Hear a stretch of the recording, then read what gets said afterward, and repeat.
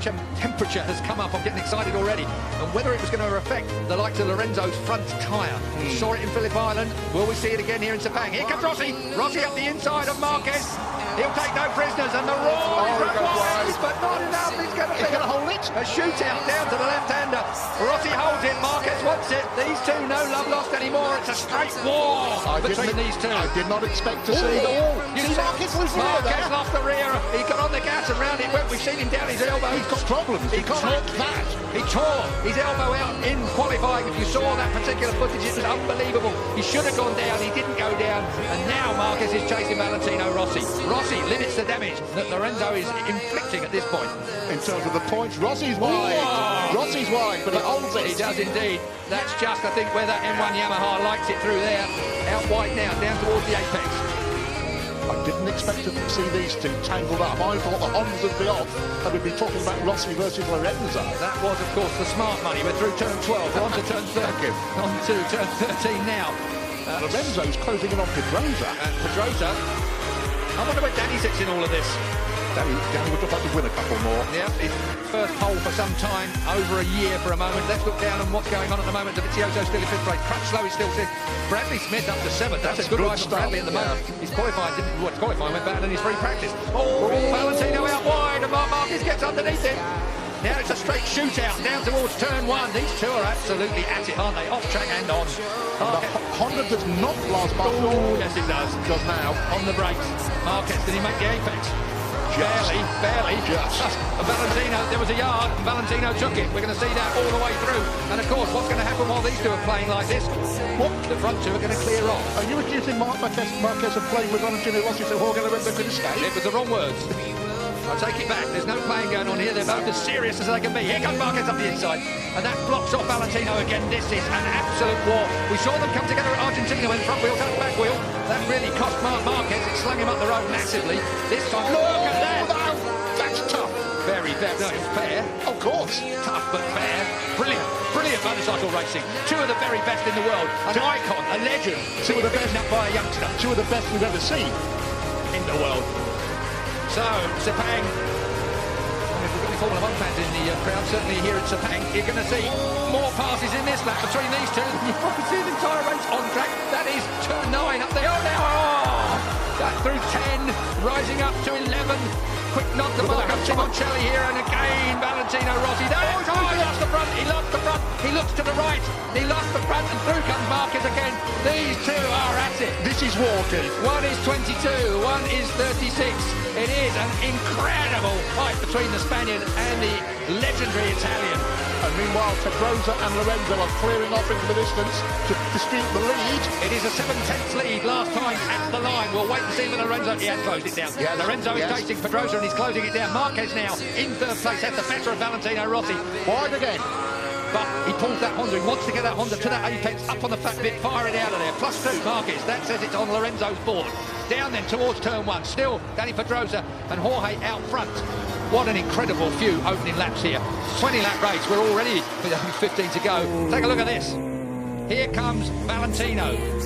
Marquez early on the gas. He's not going to allow Valentino the opportunity. Did Valentino actually headbutt the back of the Repsol Honda? Involuntarily. Through. Oh. Man, you have no idea how hard that is to do, let alone stay on it. How close do you like it? Oh, that close. Walk straight back through. That's a reflex action when a motorcycle slides out from underneath you. Your outside leg comes off. Incredible save there from Valentino Rossi. We saw an even bigger save from Marquez in qualifying. But we've seen Mark have a couple of serious bits of misbehaviour already this. Look at this. I thought Valentino... We're going to see more yet, Julian. That's straight underneath, and he moves Marquez off the line. Valentino Rossi. And again. Feet off the footrest, looks round. This is Barry Sheen versus Kenny Roberts, 1979, ladies and gentlemen, and everybody's shaking their heads. Out goes Valentino again. Marquez, this is personal. This is a real personal fight. Valentino thinks he's been interfering with deliberately there. That's what that gesture was about. This is proper racing, if you ask me, Julian. I agree with you. I don't think it's got anything to do other than the fact there's two top men, egos and performances fighting around this Sepang racetrack. And all the time, Valentino's lead in the championship is being whittled away by Jorge Lorenzo out front. Underneath, that's two lines you can get through there quite neatly. It's when they touch, it's the problem. So, once again, Marquez in front of Valentino Rossi. the M1 and the Repsol 21-3V look so similar, Julian, around in different places on this track. Different motorcycles, different concepts, different strategies, but almost identical lap times. Meanwhile, Mr. Pedrosa... It was last time 6/10 at the last stop. It is 6/10 at the last stop. So Danny Pedrosa reporting down, or it's come down by a tenth between the front two. Look at this. The conspiracy theories can the idea that Marquez is deliberately dropped back. We saw that motorbike slide from under him, make a couple of real nasty shapes. I don't think I'm even going there with a conspiracy theory. I don't believe that Marquez is mucking about with Valentino Rossi. He's just not going to let Valentino Rossi have his own way. Whereas I think if Valentino had been slightly nicer to him, perhaps the mentality may have been that, OK, mate, you want it that bad, you can have it. Marquez is always going to fight for a first place. Of course. I believe, and I believe that's where he'd be now, but the fight just didn't look quite capable of it. Has put him where he is my point, Keith. Back where Rossi is. Rossi, though, has done everything he can, and he'll want to limit that damage. He needs that third place. And this is going to run all the way through. We've got 13 and a half laps to go. And looking back down, 2.7 seconds last time I looked from Lorenzo to Marquez in third place. And still 0.6 between the first two. Valentino. This will now tidy up a little bit as these two take stock of what's going on around them. Up out of turn 9, short shifting up into 10. Up through turn 10 they go. And as you look for 11, 65 mile an hour at turn 11, as a bit of curve comes Marquez's way and Valentino runs a little wide. Now that's turn 12. This is 140 odd mile an hour through there in third gear. It's a hell of a... Oh! And did Rossi stay on? He did, as we're at turn 13, back to second gear now for the 55 mile an hour. Rossi runs him out! Rossi ran him out! There is going to be a race direction investigation over there. There is going to be Mike Webber race direction. And it's Valentino Rossi, the legend, going to get a penalty. He will get a penalty, I'm fairly sure of that. It almost looked like he looked up and nudged Marquez off the track. This is controversy that moves onto the track. We have had all the controversy off track and in the press conference. Now we have got real trouble coming away. Let's have a look at it. Marc Marquez gets underneath him here. He's hard on Valentino Rossi there. But as they look across, again, with a minute. Here we go. Marc Marquez shoves it up the inside. Valentino Rossi has to concede. It's fair from Marquez there. This is the point. Valentino looks at him and runs him out wide and then tangles up with him. I'm afraid, I'm very sorry, and I am a Valentino Rossi fan through and through, but that was not good riding. That was a personal swipe at the ex-world champion, the soon-to-be ex-world champion. And that is Marc Marquez coming down pit lane.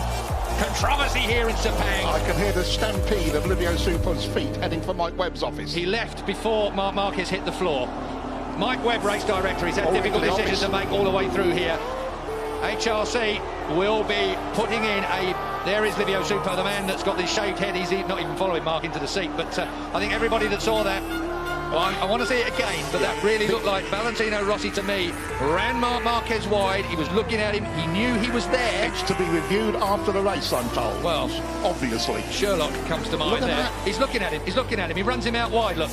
And then he gets tangled up with him. I don't think he intentionally tangled with him. That's a point worth making. I don't think Valentino Rossi intentionally tangled with him, but he did intentionally running out wide, which caught part of the Repsol Honda motorcycle. Can I ask you a question? How would you run out if you missed a gear?